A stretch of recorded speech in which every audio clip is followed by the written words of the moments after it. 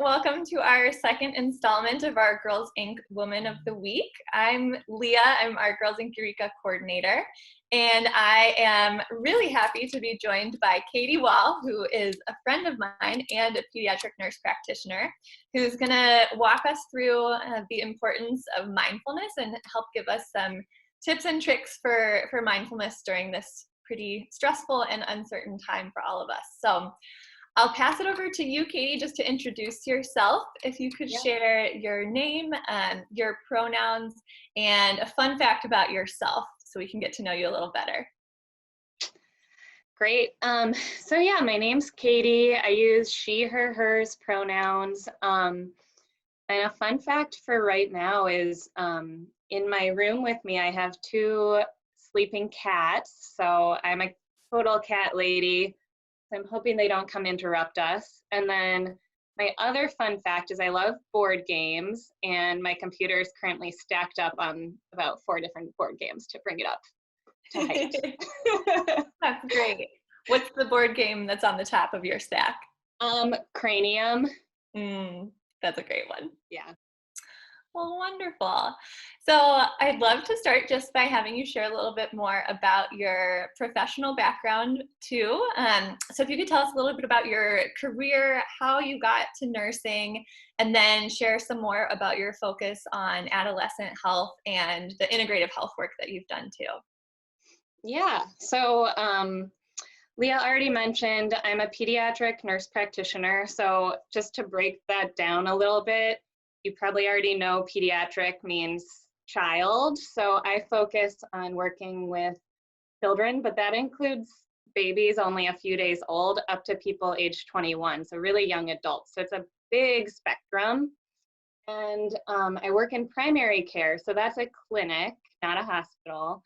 And it's where you might go for like your annual checkups or sports physicals when you're sick or injured. And my job as a nurse practitioner, basically I became a nurse first, and then I went to graduate school to get this extra training to be a nurse practitioner. And so my day-to-day actually looks really similar to a pediatrician who you might see for your checkups. Like I see my own patients and diagnose and prescribe medicines and all that. But my training and path to where I am is totally different. I started out in college, I finished college too as a biology major, so I was always kind of on the science pathway, but I really, really value connecting with people and thinking about health, and I realized that for me, and I think so many people, health is so much more complicated than just having a disease or not having a disease. Not everyone with the same disease has the same health outcomes. Our health and how we get through something is so impacted by things like where we live, our access to health care, our access to food, our emotional health and well-being, and our security. So our culture and kind of things that we have access to totally impact our health. And I felt that nursing really embodies that approach of health is really, really complex. So that's how I got into nursing. And I just want to kind of shout out the World Health Organization definition of health, which I think is amazing. So they say, health and wellness is a state of complete physical, mental, and social well-being, not just the absence of disease. So I think as we continue to talk through things today, keep in mind, like, health is so much more than whether or not you have a disease or not. And then I'll just tell you just briefly like what I did in nursing before I went to grad school. Leah, do you want me to keep going? Sure, yeah, anything that you want to share. Okay, so as a nurse, I've always worked in pediatrics because I really love, I just love all the different stages of development. So my day is so different and not boring because I might be going from seeing a newborn and talking to first-time parents all the way to talking to someone who's in college and maybe coping with some of the stresses of their lives there. So it's just super broad and really fun. I started out working in home care, which I think a lot of people don't always think about when they think about nursing, but I was a pediatric home care nurse. And the thing is, a long time, well, actually not that long ago, kids with certain medical conditions couldn't live at home because the technology kind of was really tied to the hospital setting.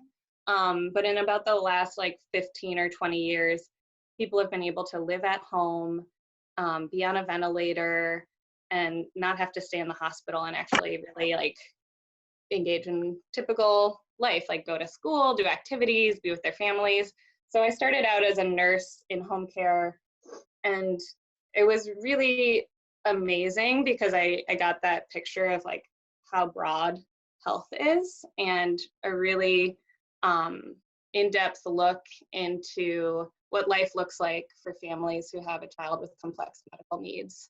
And the best thing there was that by me being the nurse in the home, the family didn't have to be the medical provider. They could just be the mom or the sibling and not have to do all that other stuff. So that was great, and really informed like a lot of what I do now when I see kids with different medical conditions in the clinic.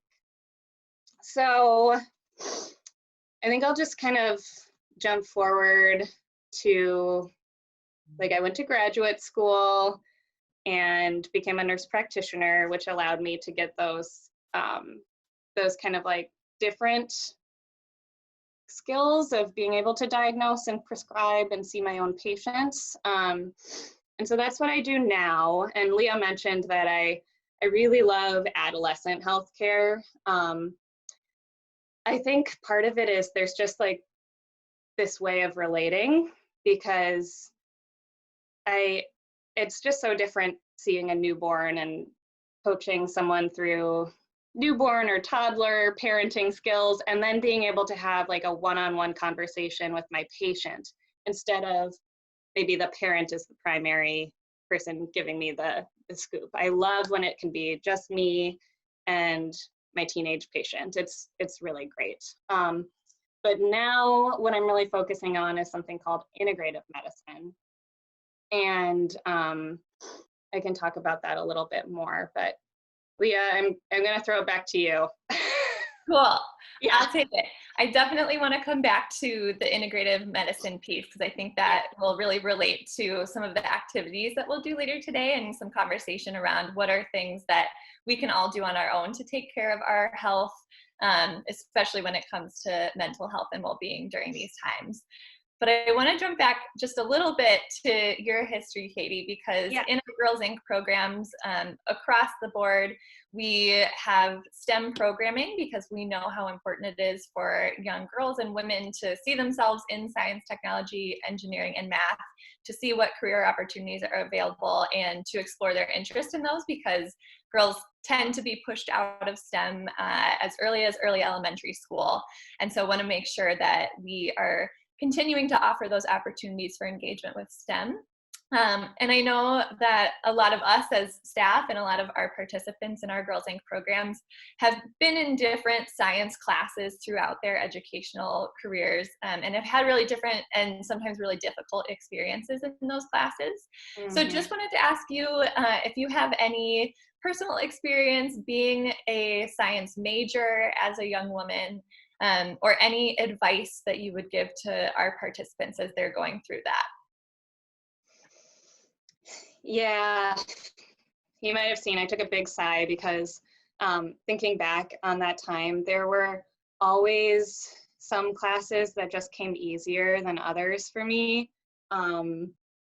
I've always liked science, and so I think that's huge. Like, if you like something, you have that extra motivation to engage with it more deeply. But I think throughout a lot of my education, I felt like I kind of had to work harder than some of the other people. And so I just want to name that and acknowledge that sometimes it feels that way. And I kind of have to go through the thoughts of like, that doesn't mean I'm not as good. It means I'm learning differently, or I process differently. And And that in the end, like by putting in that work, I think I've maintained just some of the depth of understanding, or like can translate some of what I've learned in the past to things that I see now. But at the time, I think that was kind of hard to see. Like sometimes I felt that I put in more time than other people. For certain areas, you know, that's natural that some things come easier to us than others. But I think one of the other key things for me was developing relationships with my classmates. I was really lucky to find people who were really supportive and not competitive, and forming like study groups and ways of supporting each other and lifting one another up instead of competing or comparing grades and having that kind of issue come up. So I think surrounding myself with really good classmates and forming not overly large, but like manageable sizes of kind of my core study people. And then also just like forming relationships and not being afraid to go to office hours or talk to my teachers or professors was huge, especially in the classes that I had a harder time with. So I will say like biology came easier to me than chemistry. And somehow I got through all of my science career without ever taking physics.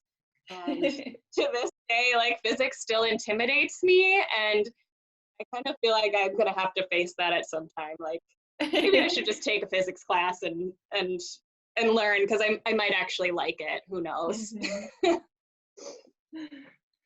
Thanks, Katie. I think what you said at the beginning rings really true, that so many of the things that we go through, especially in school and especially in the science field, can feel really hard and can feel really isolating. And we are told in so many ways that we shouldn't be there. And so it's easy to start believing those messages. But I really appreciate you sharing kind of how you got through that and pushed through it, and understood, kind of saw the silver lining to that, that by trying harder in some things, that sometimes maybe you end up learning more and retaining that more, and it still has a positive impact in the long run. So Yeah. thank you.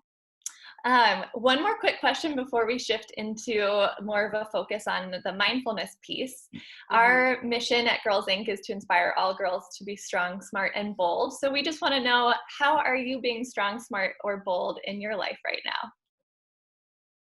I love that question.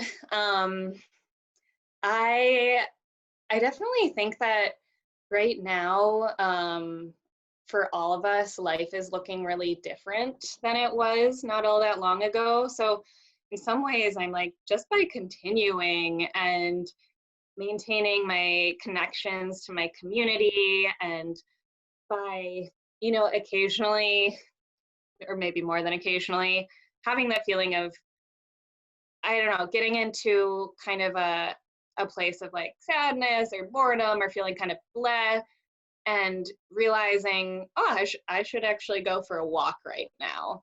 I'm really proud of myself for being strong and kind of being able to recognize when maybe I need to call someone to connect, or I just need to get out of my house and go on a walk, or pet my cat. You know, it's those things that maybe I didn't recognize were strong or smart in the past, but right now, like, they 100% are.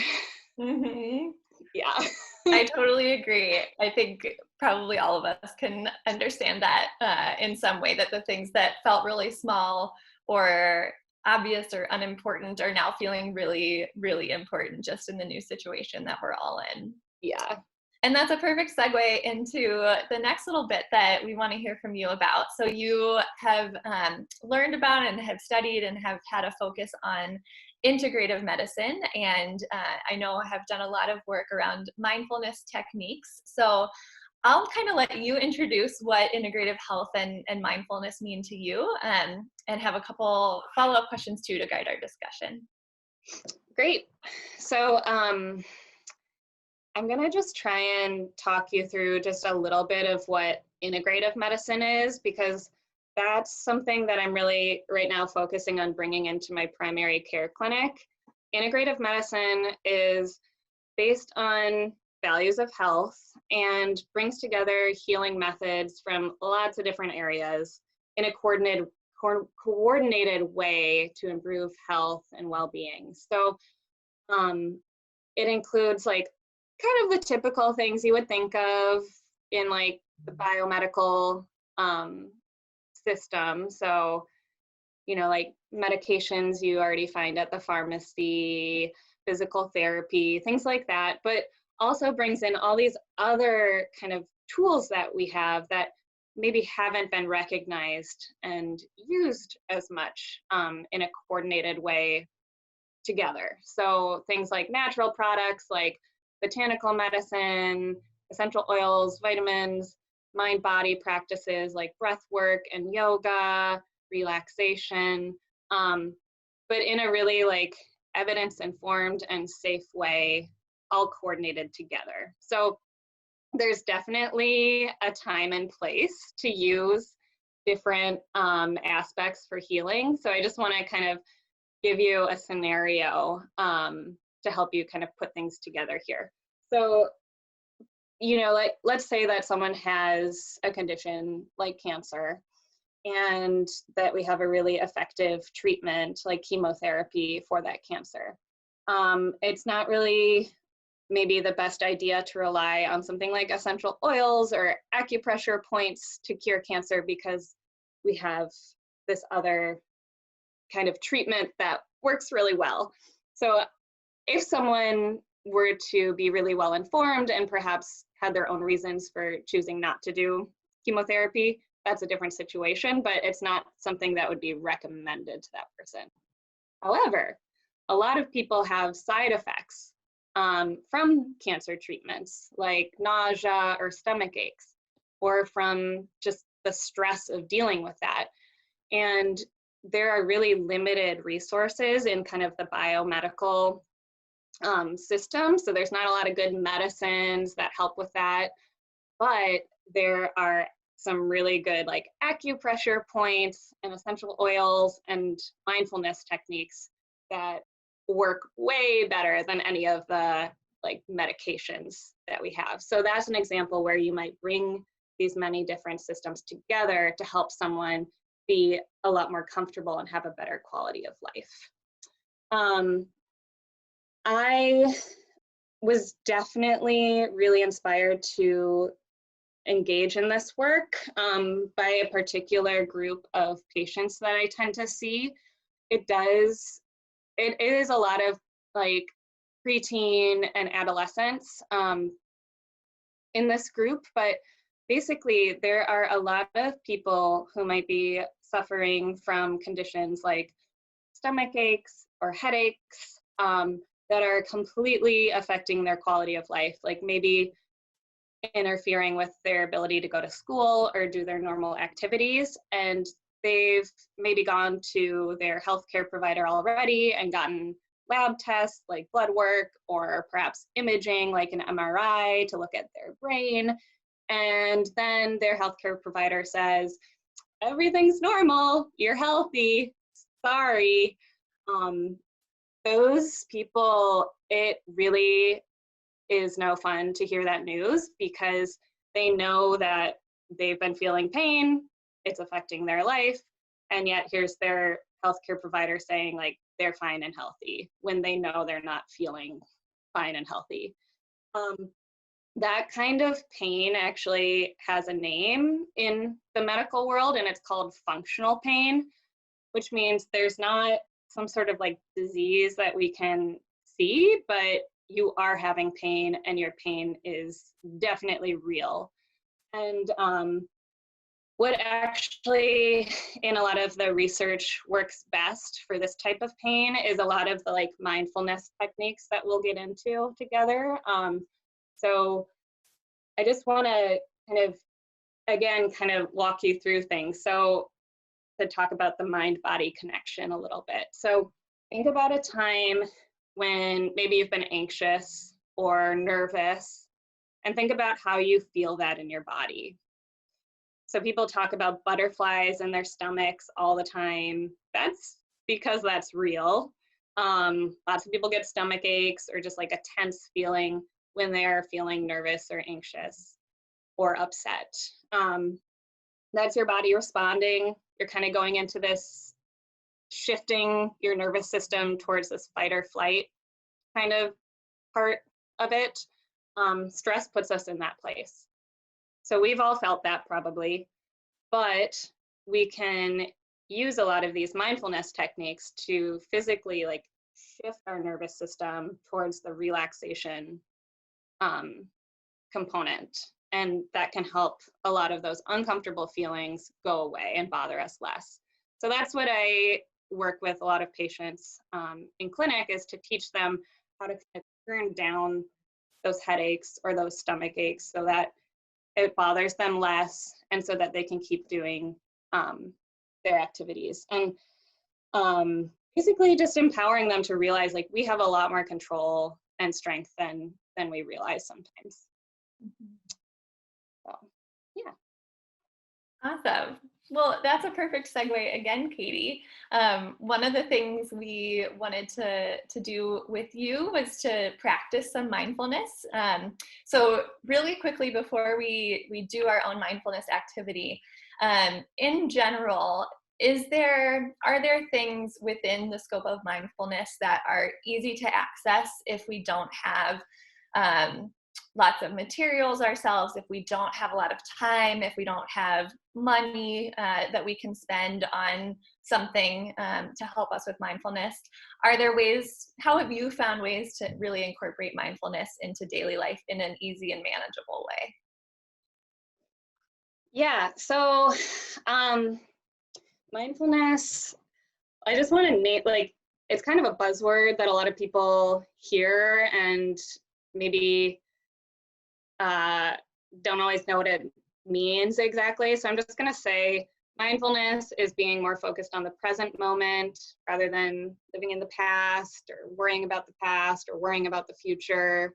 It's more about like accepting what you have, where you are, rather than being dissatisfied. But obviously that only goes to a certain degree. If you're unsafe or something like that, we would never say, just accept it. That would not be the case. And mindfulness really is like knowing what's happening in your head without getting carried away by it.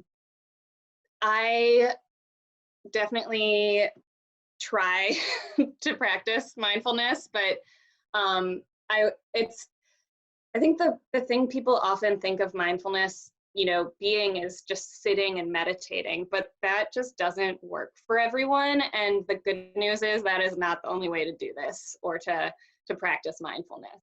So you can think about, like, you might already have something in your life that you're doing where you feel present, you're not judging yourself or your thoughts, you're just kind of being curious. And for a lot of people that might be like walking. So you can do mindful walking, and it might be a little shift on how you're already walking or how you're already coloring or listening to music or cooking or dancing. These little shifts that you can do are maybe slowing down, saying like, instead of walking really briskly to a destination, you're walking just because it feels good to walk, and you're walking and you're focusing on noticing, like using all your senses to look around, to notice the colors, the smells, to feel what it's like in your body as you take each step. And I put together a little document that it goes through, how to go on a mindful walk or some other ideas. There's a whole bunch of awesome free apps right now that have come out that I put on the app too, like Headspace and Calm. And so if you want to try more of like a breathing meditation too, there are ones that are just like 3 minutes long, and I can do something for 3 minutes. It's doable. Great. Well, now if you're up for it, Katie, I would love to have you lead us in a mindfulness activity. And then for those of you who are listening live to this, or for those of you who are watching this later at home, feel free to follow along with Katie's instructions and try this out for yourself. Yeah, so I would just let yourself get comfortable, whatever position you're in, set down what you're holding, let your feet be on the ground. And just remember that we've been breathing our whole lives, but we're not always paying attention to it. So this is a time that we can really pay attention and let our breath bring us comfort. So as you settle in, you can take a big breath in, and on your exhale, allow your shoulders to relax. And you can let your eyes close if that's comfortable, or let your gaze just soften. And you can be aware of sounds coming and going, and just let them be. And just continue breathing in a way that's comfortable to you. You don't have to change anything, just let it be. And you can take a moment to notice where you feel the sensations of your breath. So as you breathe in, you might notice the cool air in your nostrils. And as you exhale, you might just notice your shoulders soften or your face relaxes. And as you get more and more comfortable and relax, you can notice the breath in your belly, filling your belly and your chest.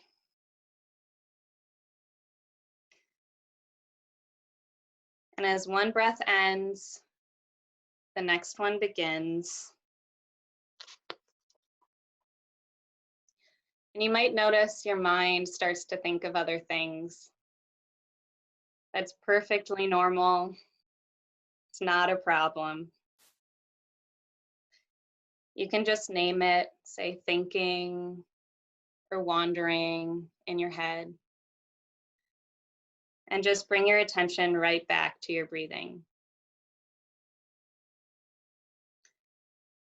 And now you can stay with your breathing for a few moments on your own and see if you can be really kind to yourself. Just enjoy the feeling of your breath.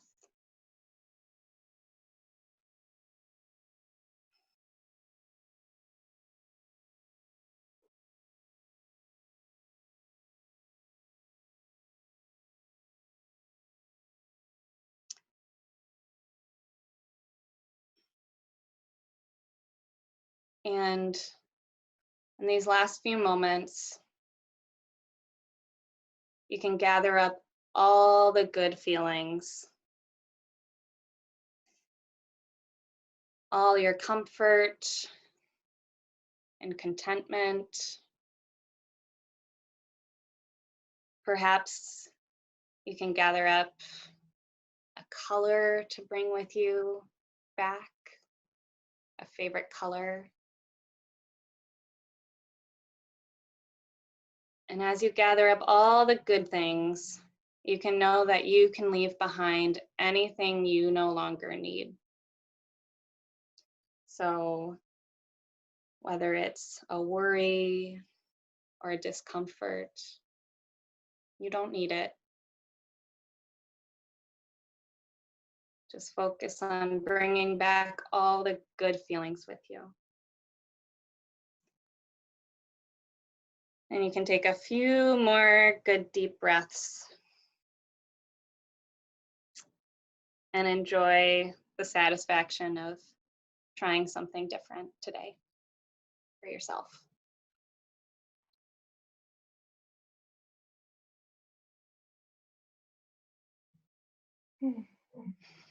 Thank you, Katie. That was really so relaxing and such a wonderful thing to happen in the middle of my hectic and just kind of strange day working from home in front of my computer again. So I hope that felt the Yeah. same for others too. All right. Well, any last little bit of overview, Katie, that you would like to give, like kind of top 3 tips or points that you want to share about mindfulness that we walked through today? Okay, so um, top 3 tips. I think, well, I wanted to just kind of briefly mention some of the research really quickly, um, because I think it's great to know that it's not just kind of like um, it's really powerful, basically, is what I'm trying to say. So in the research, mindfulness, people who practice mindfulness through meditation or guided breathing actually develop larger parts of their brain that are responsible for information processing and emotional regulation. Um, a brain that ages less quickly, so mindfulness practice can slow the effects of aging, and can also just induce the relaxation response. So decreasing your heart rate, decreasing your respiratory rate, helping you kind of get from that fight or flight mode where you are just reacting without kind of thinking about your reaction. So I think that's one of the great things to know about mindfulness is that it's really powerful and there's very real changes that happen in your brain, both from just by doing it for 3 minutes and even bigger effects if you kind of develop a longer term kind of practice. Um, Other tips, I think, like what we talked about, just that it doesn't have to be this big, scary, intimidating word. You can practice mindfulness in so many different ways. One other example, aside from mindful walking, is mindful eating. So picture, like, sometimes I know this happens to me, like I eat my dinner sometimes while watching Netflix, and I hardly even notice what I'm eating, what the colors are, if it tasted good or not.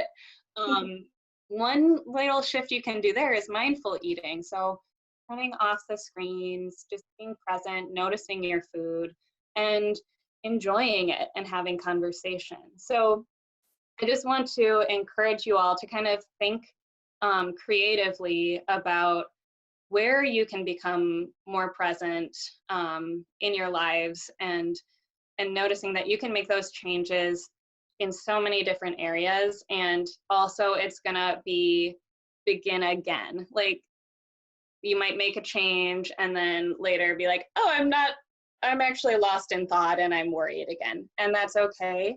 You always have the chance to take another deep breath and start over. So don't get discouraged. You're doing great. And you always have like a big deep breath you can come back to anytime you need it that can help yourself reset. That was perfect advice to end on, Katie. Thank you so much for being our Woman of the Week feature this week. It's been such a joy to be with you.